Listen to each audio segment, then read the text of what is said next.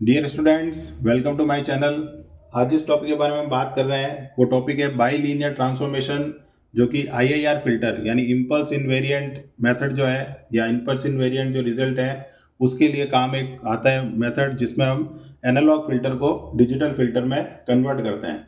तो इसके अंदर एक डेरिवेशन आता है कि prove that s equal to 2/t z-1/z+1 या फिर ओम इक्वल टू 2/t tan ω/2। तो ये कैसे सॉल्व करना है वो हम देख रहे हैं यहाँ पर। तो सॉल्यूशन स्टार्ट करेंगे हम। तो सबसे पहले हम एनालॉग फिल्टर एज्यूम करेंगे यहाँ पर फिर से एनालॉग फिल्टर फंक्शन, क्योंकि हमें एग्जाम में क्वेश्चन भी अगर आता है न्यूमेरिकल तो हमें एच एस दिया होता है और हमें एच जेड डिटरमाइन करना होता है। तो एनालॉग फिल्टर फंक्शन हमने लेट कर लिया, H S equal to 1/b+b/s+a। ये हमारा फंक्शन हो गया।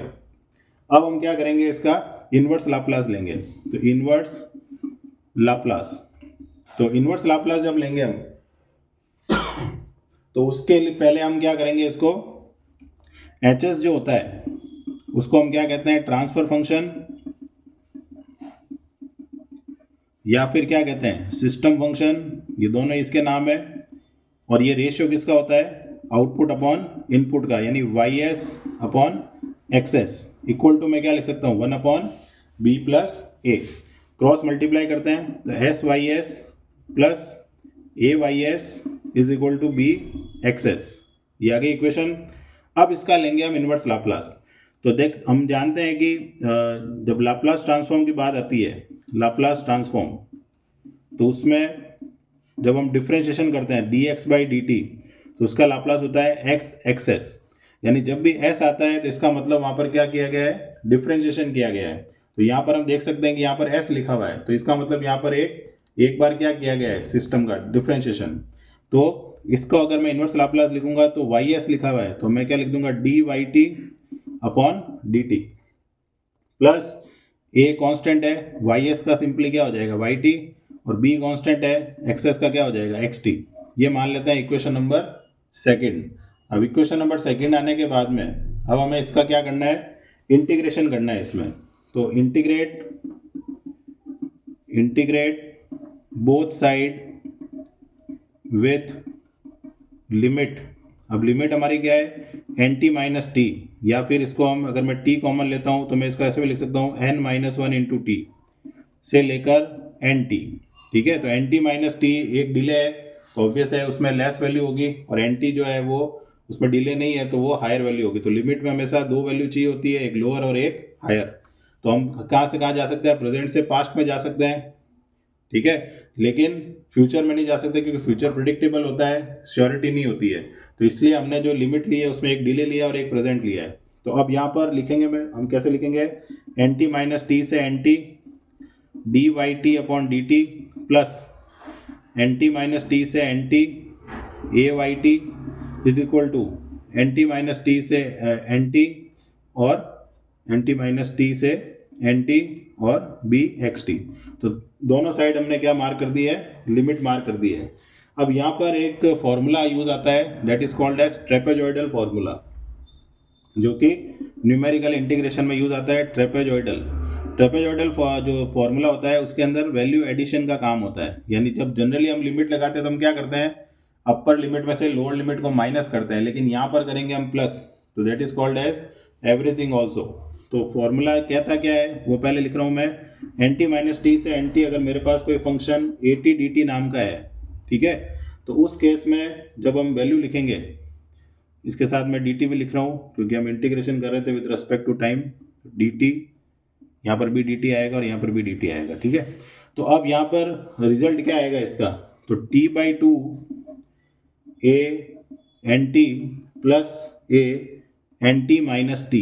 तो हम यहाँ देख सकते हैं कि जब हम इंटीग्रेशन करते हैं, जो नॉर्मल इंटीग्रेशन होता है उसमें बीच में माइनस साइन आता है, अपर लिमिट में लोअर लिमिट माइनस करते हैं, लेकिन ट्रेपेजॉइडल में एवरेजिंग है तो /2 भी आया है। तो ये फॉर्मूला हम अप्लाई करने वाले हैं yt पे और xt पे, क्योंकि ये वाला जो पार्ट है जो हम इंटीग्रेशन कर रहे थे तो ये तो आपस में क्या हो जाएंगे, कैंसिल आउट हो जाएंगे, क्योंकि टाइम से टाइम कैंसिल आउट हो जाएगा, लेकिन इसमें कोई इफेक्ट नहीं आएगा, इसलिए हमने इसको ट्रेपेजॉइडल रूल से सॉल्व कर रहे हैं। तो क्या रिजल्ट आएगा हमारे पास, पहला जो लिमिट है उसमें अगर टाइम से टाइम कैंसिल आउट हो जाता है तो हमारे पास ब्रैकेट में जो रह जाएगा दैट विल बी yt और लिमिट क्या रह जाएगी एन टी माइनस टी से एन टी। ठीक है, ये बच गया हमारे पास पहला पार्ट। उसके बाद में plus a as a constant हमने बाहर लिख दिया, मल्टीप्लाई में क्या लिखेंगे टी बाई टू, और y and y t function था हमारा, तो क्या आ जाएगा वाई एन टी। ठीक है, और ब्रैकेट बना देता हूँ यहाँ पर plus y n t minus t, ये रिजल्ट आ गया by with the help of trapezoidal. B as a constant फिर से बाहर लिख देना टी बाई टू, फिर यहाँ क्या आएगा x n t plus x n t minus t. तो ट्रेपेजॉइडल फॉर्मूले से हमने जो दो पार्ट थे बाकी के उनको सॉल्व किया है। पहले वाले पार्ट को डायरेक्ट हमने सॉल्व किया है क्योंकि वहाँ पर डिफरेंशिएशन इंटीग्रेशन आपस में कैंसिल आउट हो गए थे। तो यहाँ क्या हो जाएगा अब y n t minus y n t minus t, ठीक है, upper limit minus lower limit, plus A T by two y n t plus A T by two y n t minus t, bracket open कर रहे हैं हम, b T by two x n t plus b T by two x n t minus t, ये लिख दिया। अब हम इसका लेंगे z transform, taking Z transform both side. तो जब जेड ट्रांसफॉर्म लेंगे हम तो हमारा टारगेट जो होगा वो होगा एच जेड निकालना, क्योंकि हमारा एच जेड होगा, और एच जेड किसका रेशियो होगा y z upon x z का।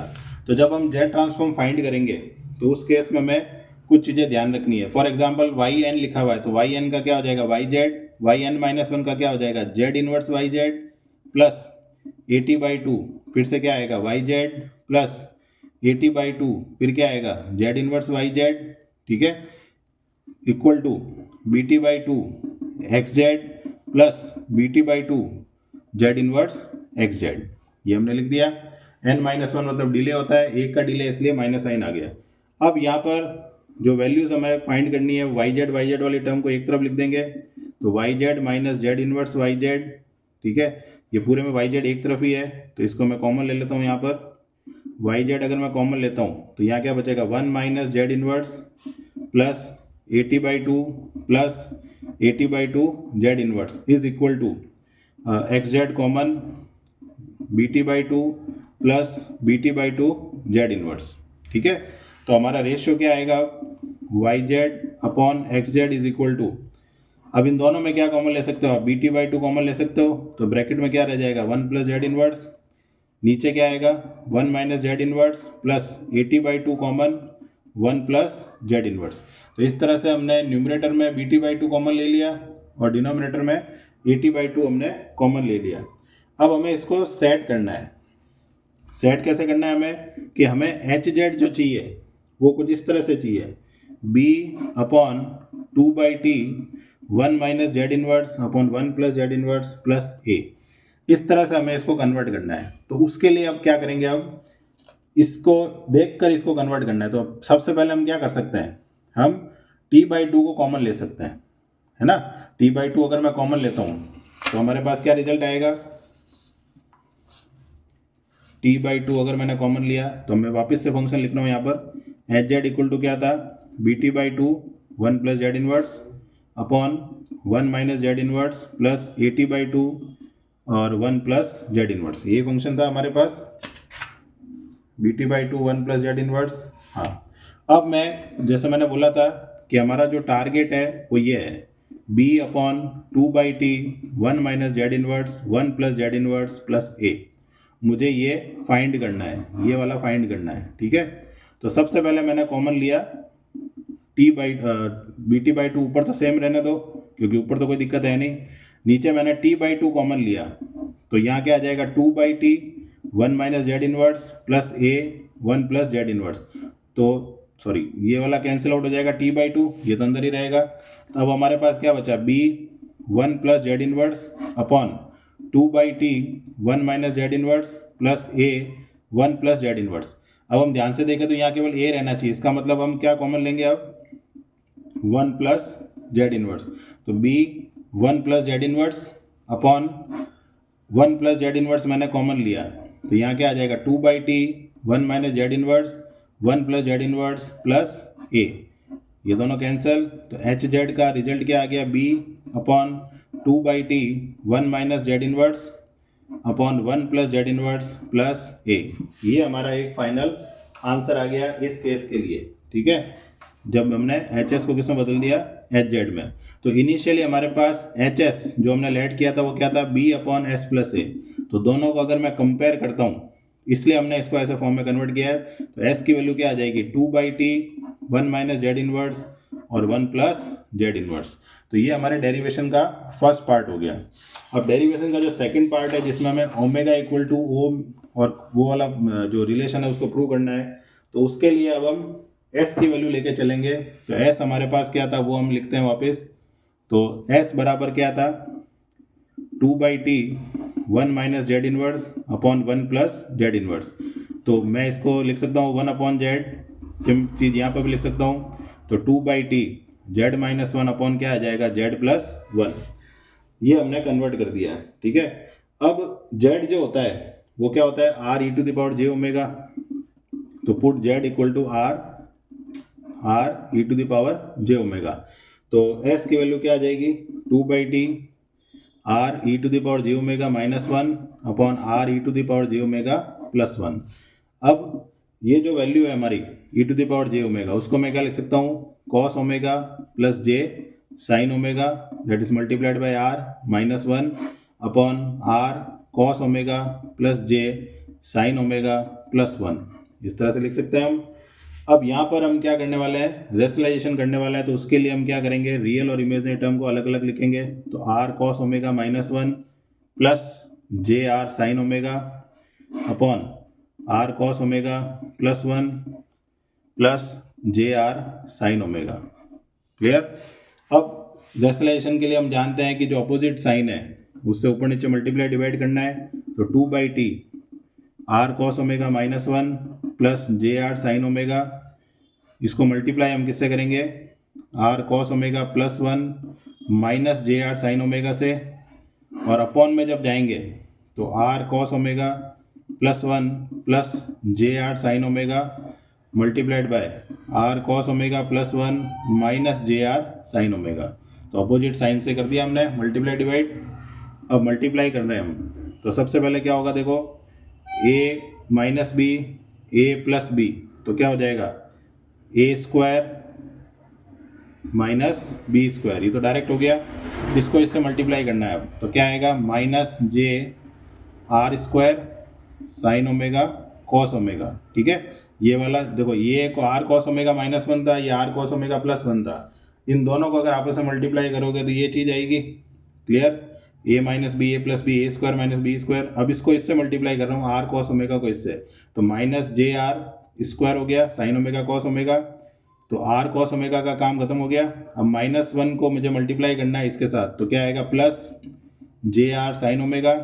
अब जे आर साइन ओमेगा को करना है, तो plus j r square sine omega cos omega plus j r sine omega. और जे इसको जब करेंगे तो ये आएगा r square sine square omega. ठीक है, प्लस माइनस माइनस, लेकिन जे स्क्वायर माइनस होकर क्या हो जाएगा प्लस। डिवाइड में देखो क्या है, डिवाइड में जो हमारी टर्म है वो है ए प्लस बी इंटू ए माइनस बी। ये देखो ए प्लस बी ए माइनस बी, तो ये हो जाएगी आर कॉस ओमेगा प्लस 1 का whole square plus r square sine square omega. ठीक है, थोड़ा लेंदी है डेरिवेशन, लेकिन सिंपल है कि भाई हमें जो लॉजिक क्लियर है उसके हिसाब से चलना है। तो r square cos square r square sine square, तो यहाँ क्या बच जाएगा, आर स्क्वायर। उसके बाद ये टर्म देखो क्या हो रही है आपस में, कैंसिल आउट। क्या बच गया यहाँ पर, -1। उसके बाद क्या बचा, plus j r sine omega plus j r sine omega, यानी कितने बार बच गया ये, 2 टाइम्स। तो मैं इसको 2 टाइम्स लिख रहा हूँ यहाँ पर। ठीक है, ये 3 टर्म बच गए ऊपर, और नीचे जो है वो तो हमारी टर्म है ही है, आर कॉस ओमेगा प्लस 1 का whole square plus r square sine square omega. अब एस जो इक्वल टू में क्या चल रहा था, हमारा एस चल रहा था। तो एस जो खुद होता है वो होता है सिग्मा प्लस जे ओम होता है। ठीक है, तो एस की वैल्यू क्या होती है, सिग्मा प्लस जे ओम। तो अब हमें दोनों तरफ रियल और इमेजिनरी टर्म को क्या करना है, कंपेयर करना है। तो compare real and imaginary term. तो उससे हमें हमारा जो टारगेट है वो ओम की वैल्यू है ना, तो हमें उसके हिसाब से चलना है। तो तो ओम की वैल्यू जो आ रही है वो मैं डायरेक्ट लिख रहा हूँ यहाँ पर। तो ओम की वैल्यू क्या आएगी हमारे पास, तो एस की जगह एस बराबर 2/t, 2/t तो आएगा ही, और 2r साइन ओमेगा, ठीक है, अपॉन में क्या आएगा r cos ओमेगा +1 का whole square plus r square sine square omega, ये आएगी वैल्यू।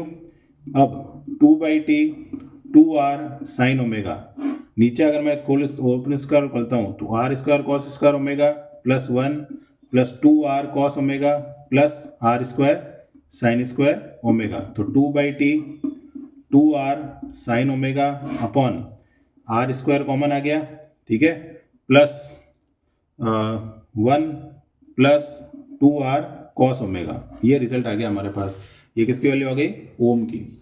अब put r equal to 1 calculation के लिए, तो ओम equal to 2/t 2 sine omega upon 1 plus 1, 2 common आ गया, 1 प्लस कॉस ओमेगा, तो 2 से 2 भी क्या हो गया कैंसिल आउट, तो 2/t sign omega upon 1 plus cos omega. अब हम एक फॉर्मूला जानते हैं कि साइन ओमेगा को क्या लिख सकते हैं, 2 sine omega by 2 cos omega by 2, और इसको क्या लिख सकते हैं 2 कॉस स्क्वायर ओमेगा बाई 2, तो 2 से 2 कैंसिल, एक पावर कैंसिल, तो क्या आ गया ओम बराबर 2/t साइन अपॉन कॉस क्या होता है 10 ओमेगा बाई 2। तो इस तरह से हमारा जो डेरिवेशन है बाई लीनियर का उसको हम सॉल्व कर सकते हैं। तो मिलते हैं नेक्स्ट वीडियो में, टिल देन गुड बाय।